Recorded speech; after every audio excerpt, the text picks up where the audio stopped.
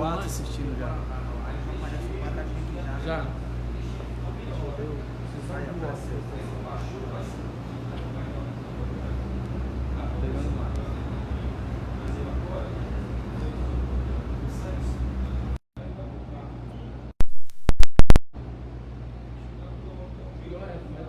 Aleluia. Só que tá na área, não. Neto também tá. Sua mãe?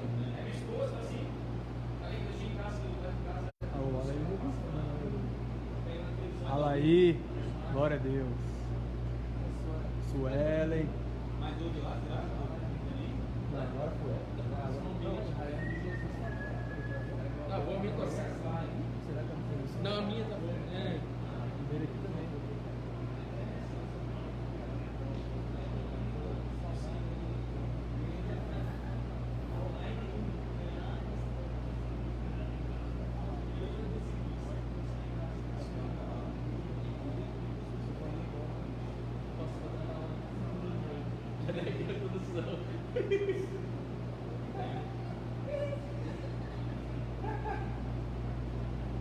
Vai ser benção.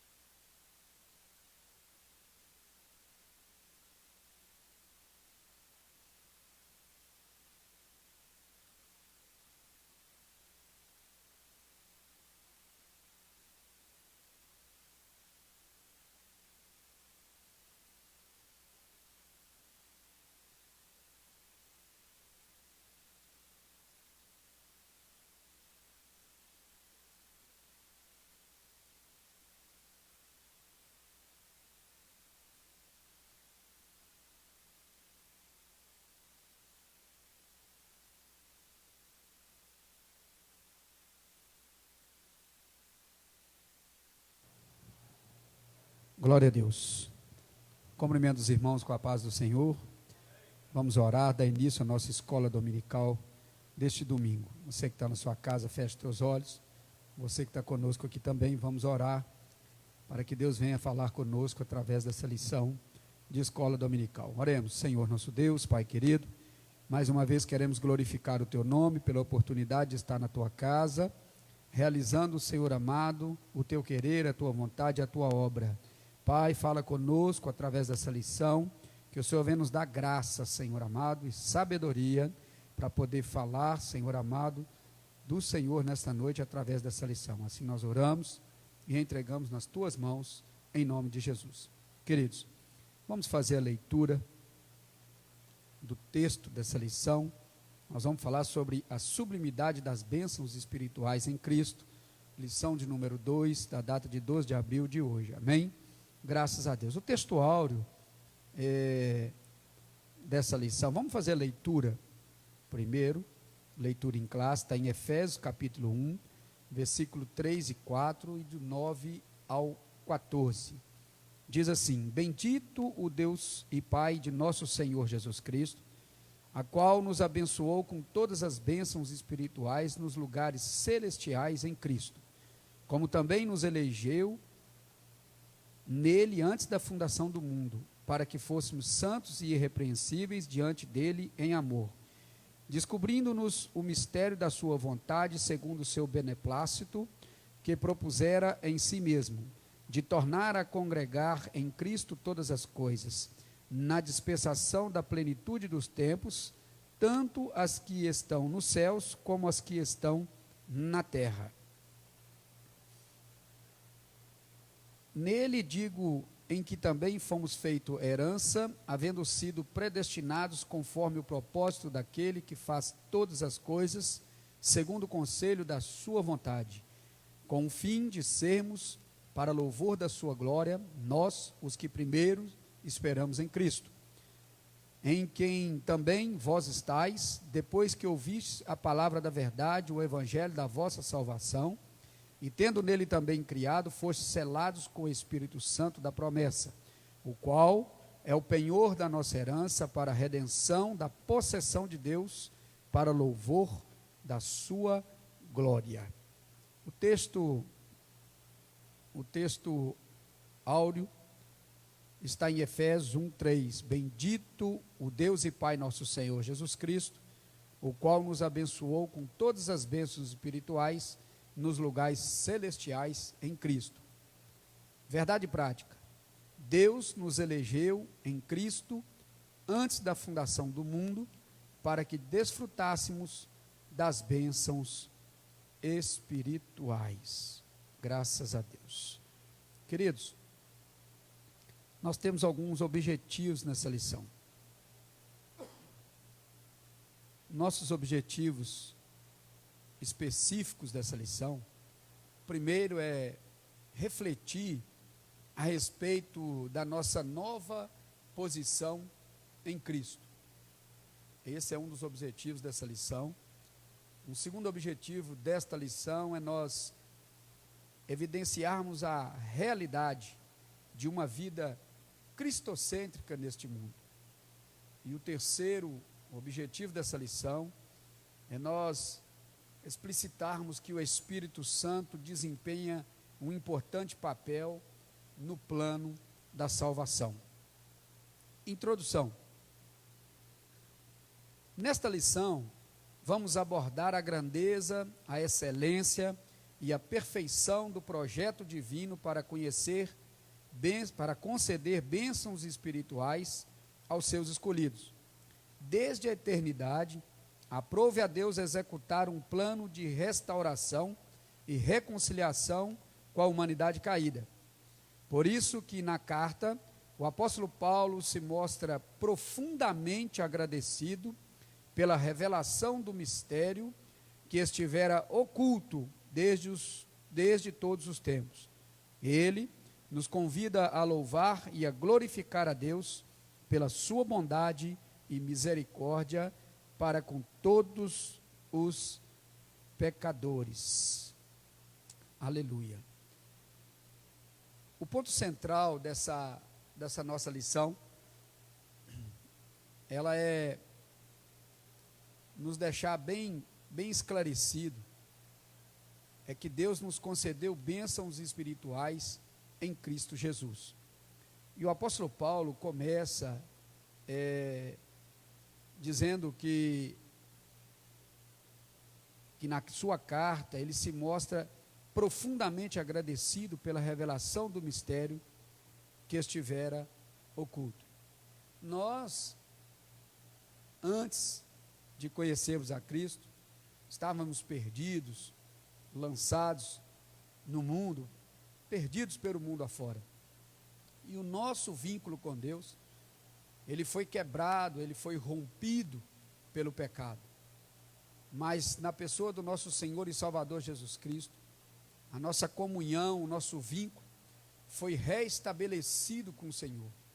E por isso, reconhecendo isso, o apóstolo Paulo começa em uma das suas cartas se mostrando profundamente agradecido, porque essa é uma gratidão eterna que nós teremos com Deus, por Ele ter nos permitido, mais uma vez, se aproximar e ser chamado de filho, e herdar, fazer direito a ter a herança que Ele tem preparado para nós.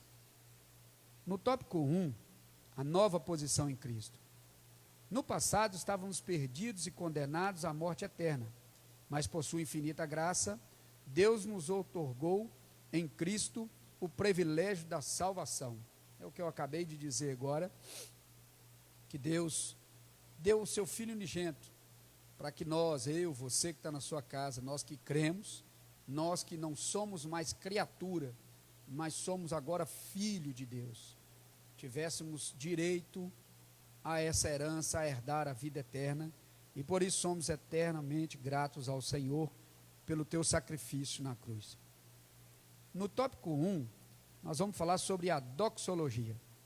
Após expor os versículos da abertura da epístola, capítulo 1, versículo 1 e 2, o apóstolo Paulo apresenta uma sequência de texto que se caracteriza pela verdadeira adoração e bondade ativa de Deus.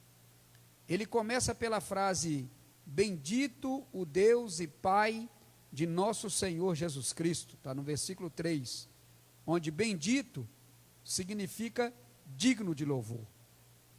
O apóstolo dá sequência até o versículo 14 por meio de um maravilhoso atributo ao Eterno e suas muitas bênçãos concedidas aos homens. Nesse trecho bíblico trata-se de um hino teológico de gratidão, caracterizado pela repetição do seguinte refrão: para louvor e glória da sua graça, ou para louvor da sua glória.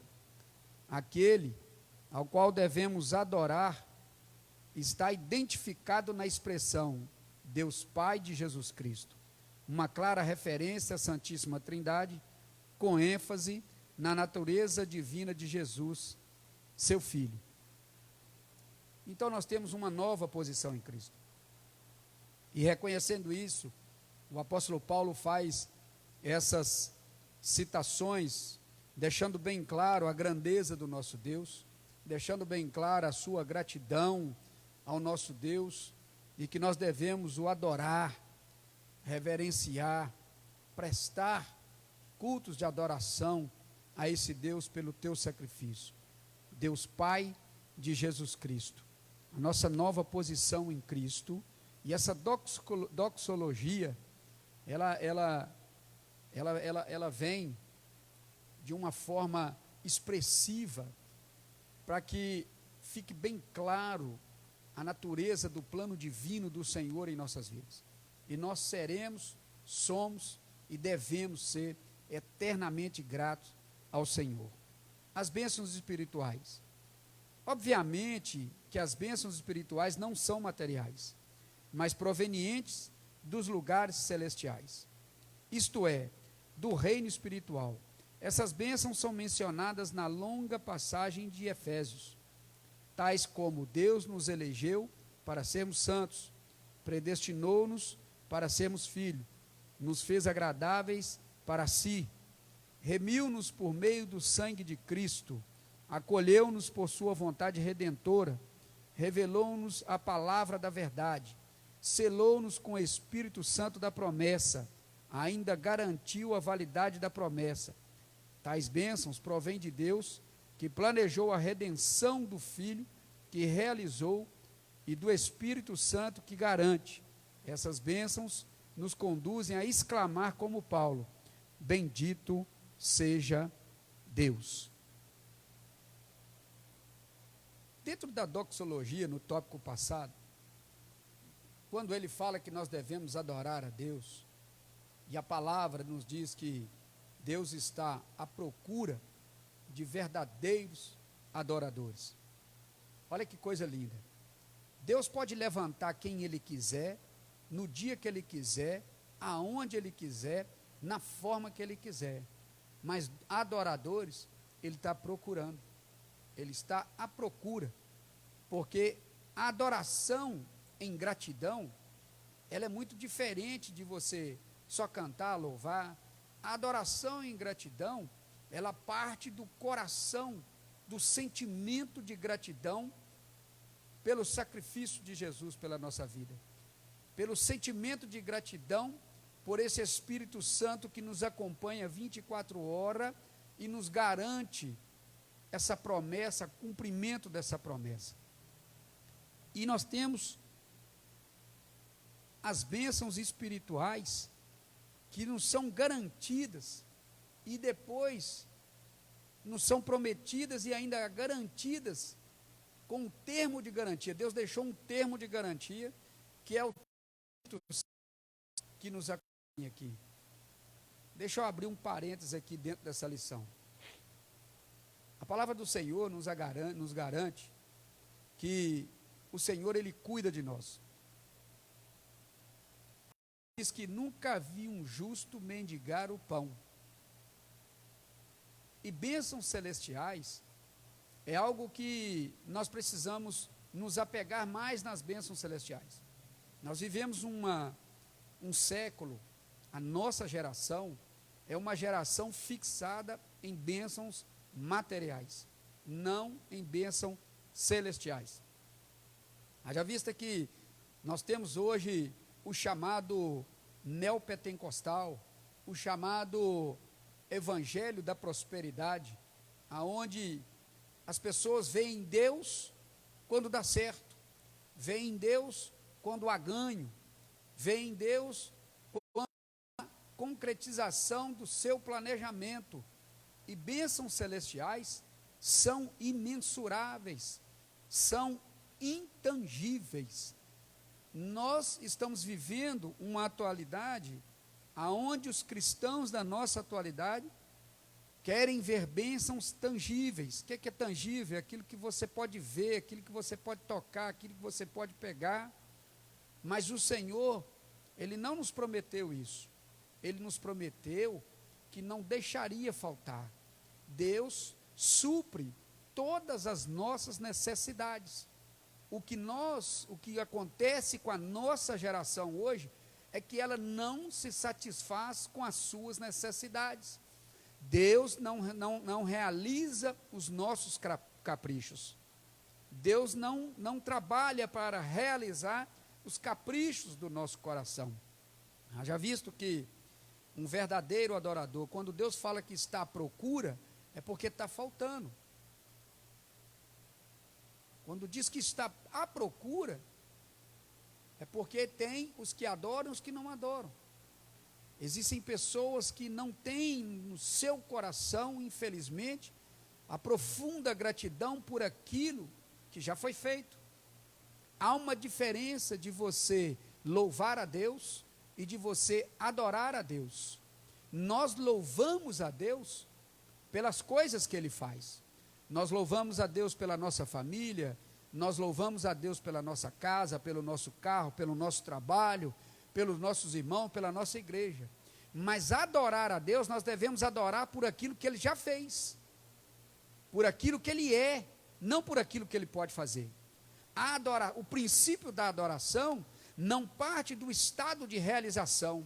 O princípio da adoração parte da natureza de Deus em nossa vida, o que representa Deus em nossa vida. Um verdadeiro adorador, ele não adora a Deus por aquilo que ele faz, ele adora a Deus por aquilo que ele é. Por aquilo que ele é. Aleluia. A nova condição. A expressão em Cristo significa que somos abençoados com toda a bênção espiritual. Olha que coisa linda. A partir de sua pessoa e obra realizada no Calvário, relaciona-se ainda com a nossa experiência de conversão a Ele.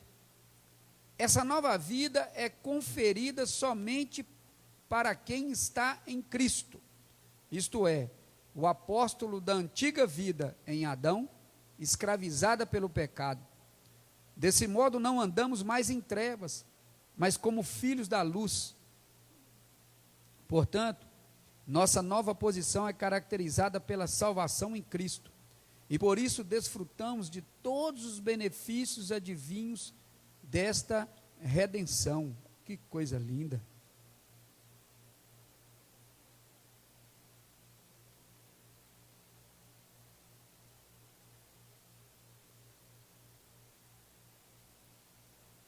A nossa nova condição em Cristo, ela nos garante. Deixa eu sair um pouquinho do tema aqui para mim falar algo para você. Existe uma mensagem que fala de 3 fases da vida do crente. E essa lição me faz lembrar dessas 3 fases, que é a fase da água, a fase do vinho e a fase do vinagre. A fase da água para mim é como se fosse o tópico 1 dessa lição. A fase da água é a fase quando você conhece a Cristo. É o que essa lição está dizendo aqui nesse tópico 1.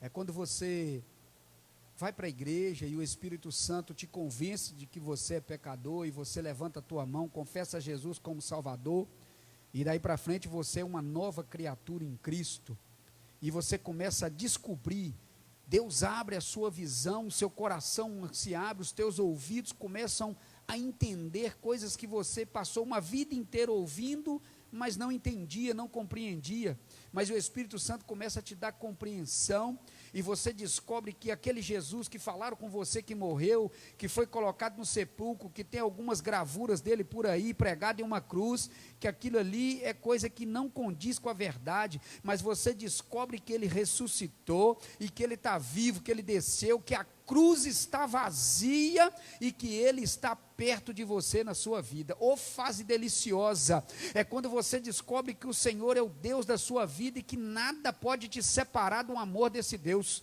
É a nova condição, é quando você levanta a tua mão, confessa Jesus, e daí a pouco você desce as águas, batiza, você sepulta o velho homem, nasce uma nova criatura na presença do Senhor.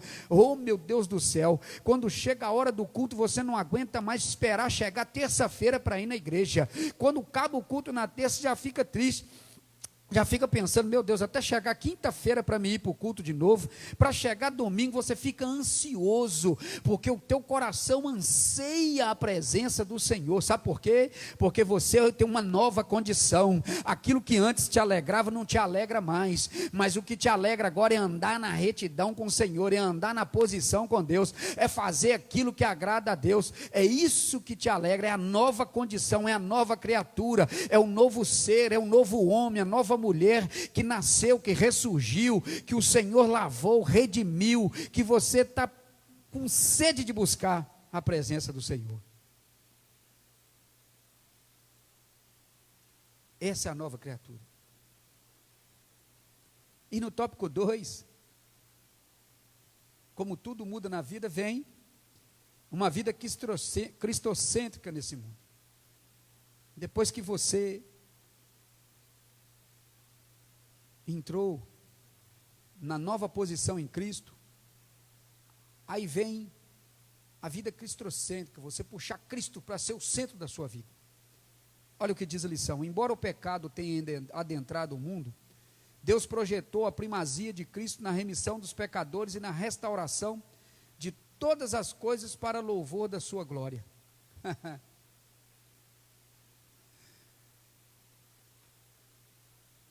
A revelação do mistério. A frase descobrindo-nos o mistério da sua vontade sinaliza a revelação da verdade que estava oculta aos santos de Deus.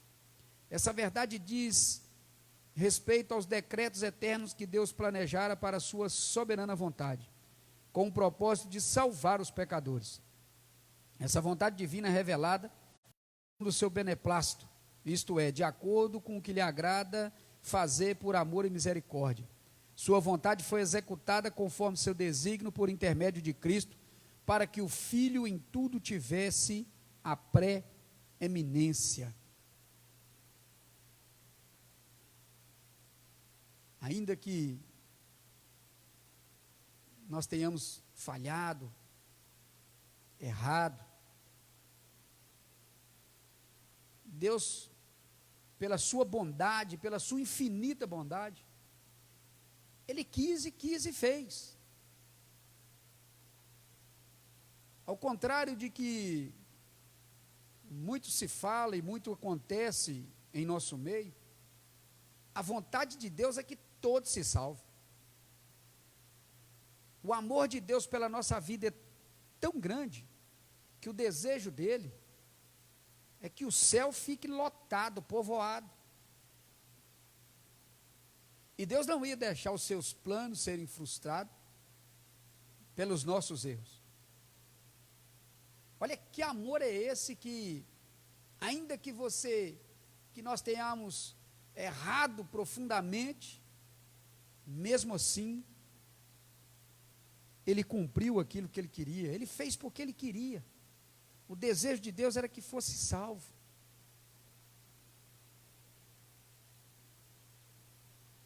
A plenitude dos tempos. Paulo revela que o plano divino é fazer convergir em Cristo todas as coisas.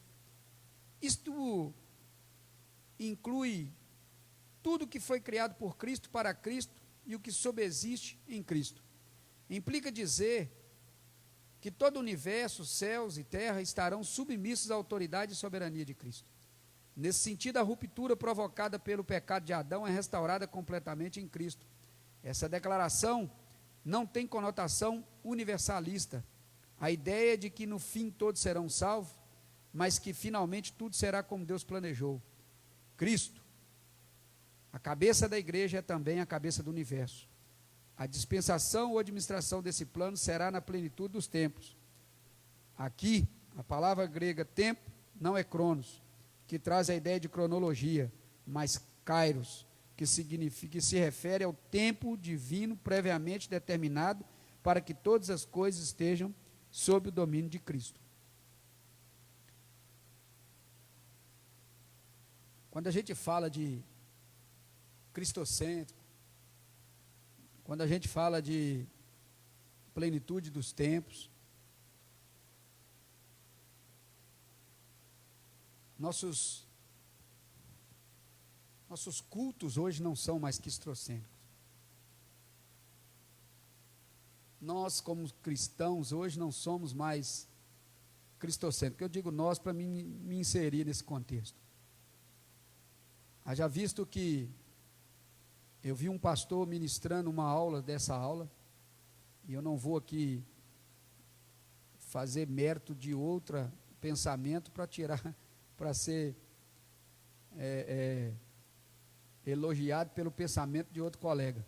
Mas ele disse assim, que os nossos hinos hoje, eles são cantados na primeira pessoa. Eles não são mais cantados na pessoa de tu. Hoje começa com eu. E eu estava refletindo sobre isso. E pensando, que colocação maravilhosa. Eu não lembro o nome do pastor. Estava no YouTube. Porque se você hoje chegar dentro de uma igreja, não estou aqui criticando ninguém, irmãos. É uma reflexão para nós que queremos viver um evangelho cristocêntrico. Os nossos louvores hoje, eles engrandecem mais o ser humano do que a Deus. E não é culpa de quem toca e de quem canta. Porque as nossas pregações hoje, elas são muito mais entusiastas do que reflexivas.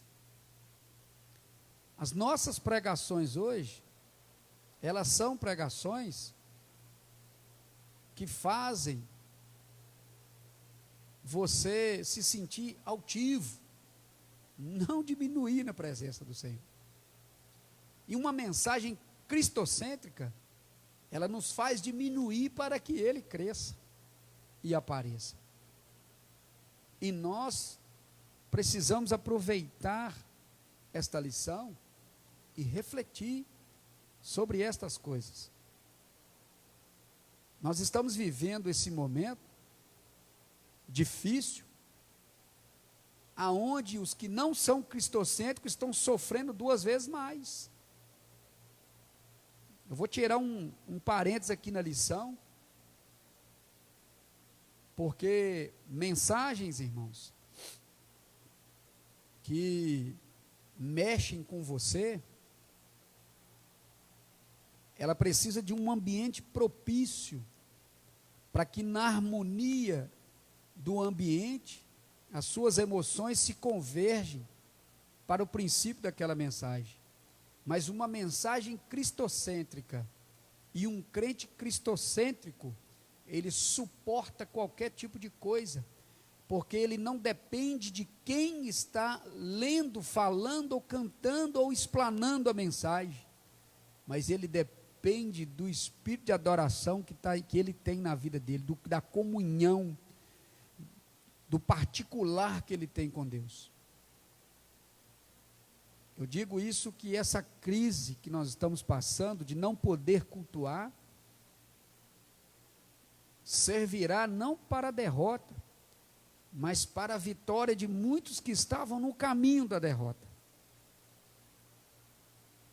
Eu tenho certeza que a igreja vai ser muito mais igreja depois disso, porque isso não veio para nos derrotar, isso veio para nos fortalecer. Nós vamos sair disso muito mais forte do que entramos. Nós temos que parar com as mensagens motivacionais e começar a falar as mensagens, a pregar as mensagens cristocêntricas, que nos traz uma reflexão de vida verdadeira com Cristo. Nós precisamos de uma igreja que tenha relacionamento com o Espírito Santo e que seja cristocêntrica e que não depende de programações festivas para se manter avivado. Não é revelação, que o sangue de Jesus tem poder. O que tem de revelação na internet agora, meu Deus do céu, irmão, não vou nem entrar nisso. Mas pode ter certeza que tem gente ouvindo sertanejo, ouvindo música lenta, já está com o coração balançado. Sabe por quê? Porque você precisa de um alimento terreno para continuar na igreja. Não continue na igreja, passe a ser a igreja.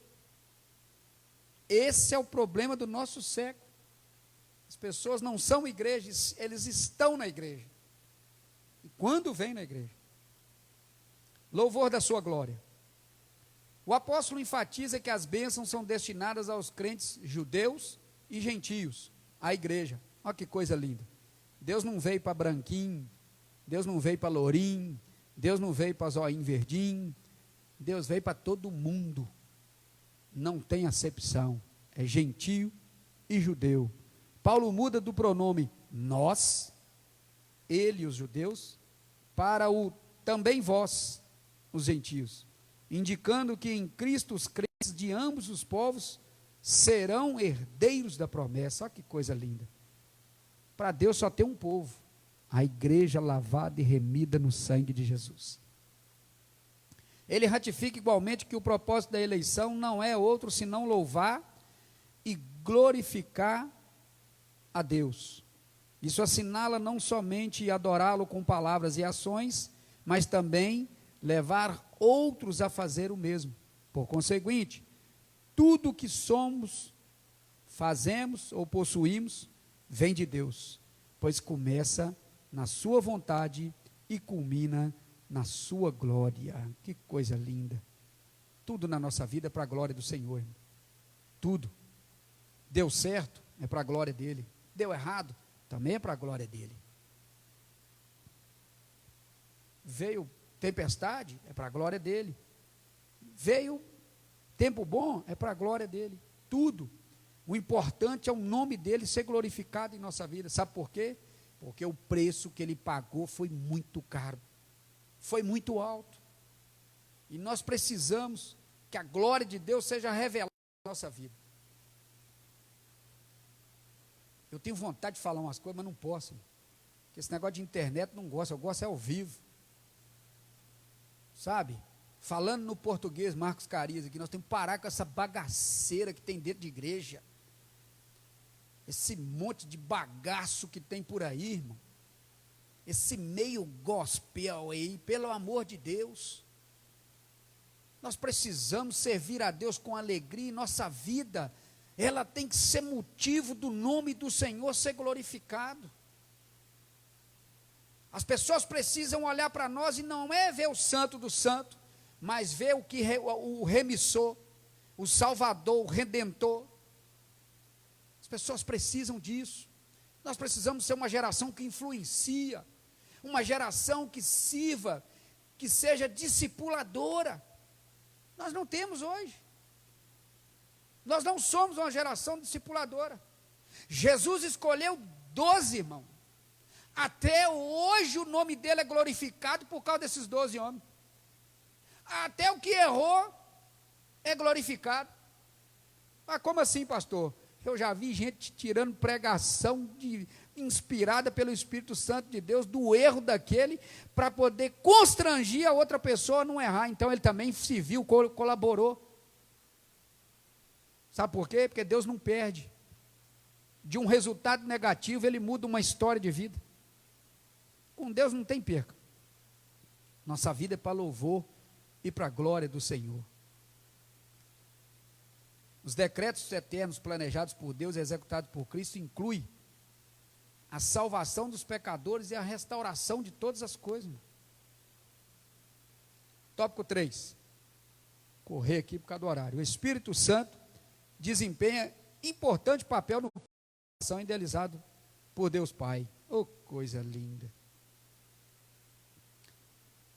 Vamos falar do selo do Espírito Santo. Aquele que ouve a palavra de Deus, o evangelho da salvação, e que por meio da fé se rende a Cristo, recebe o selo do Espírito Santo no momento da conversão. Nos tempos bíblicos, o selo era usado como sinal de propriedade e posse pessoal. Ao conceder o Espírito Santo ao crente, Deus identifica os que pertencem a Cristo, pois o Espírito testifica daqueles que são filhos de Deus. E o maligno não lhes toca. Olha que coisa linda. Tu é selado pelo Espírito Santo, o maligno não põe a mão em você.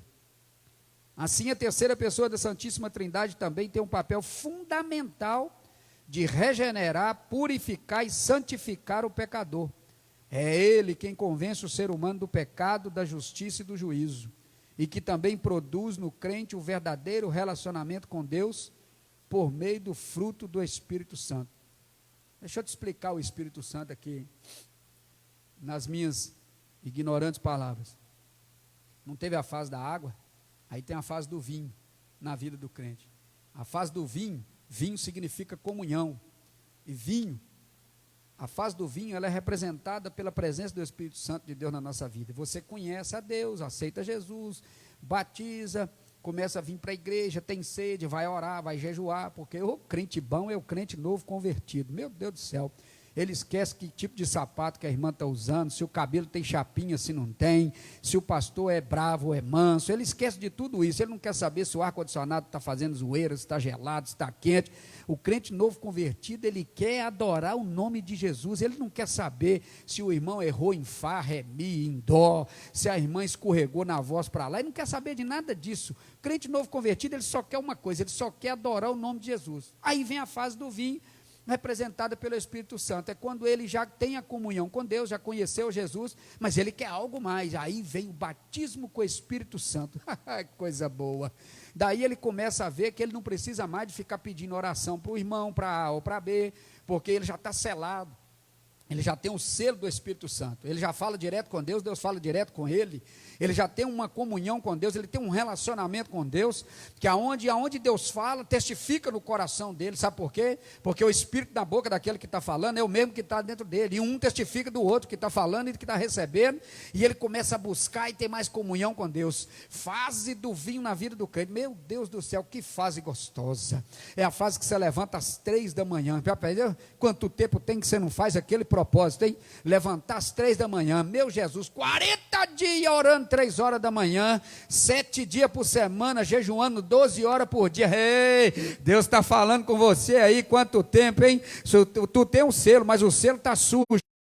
E dá uma lustrada nele nessa noite, deixa o Espírito Santo brilhar na sua vida. Não é que o Espírito Santo está sujo, não, é você que está deixando ele empoeirado dentro de você.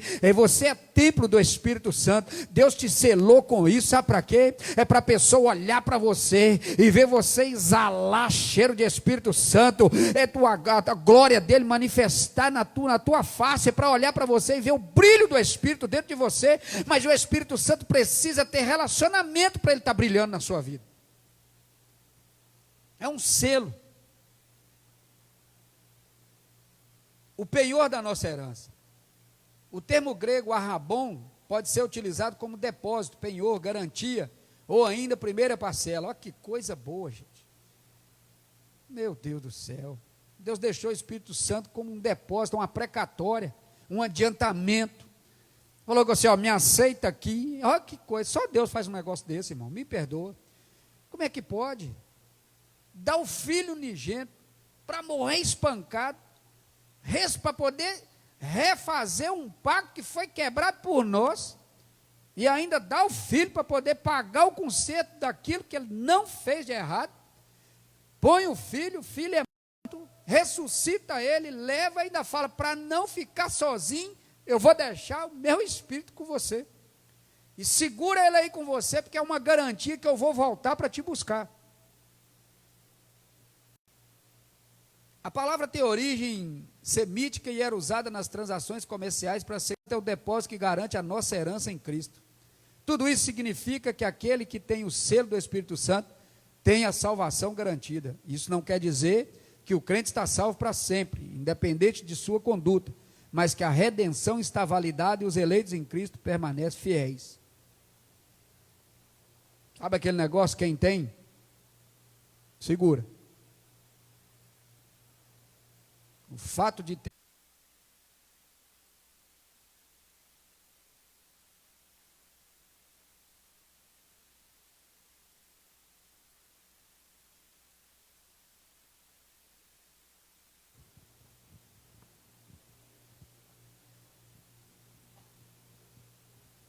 glória a Deus. Vamos à conclusão. Deu uma fúria ali, mas já resolveu. Conclusão. Nessa porção da Epístola aos Efésios, o plano divino revelado resulta na reconciliação do ser humano com Deus, por meio de Cristo e na restauração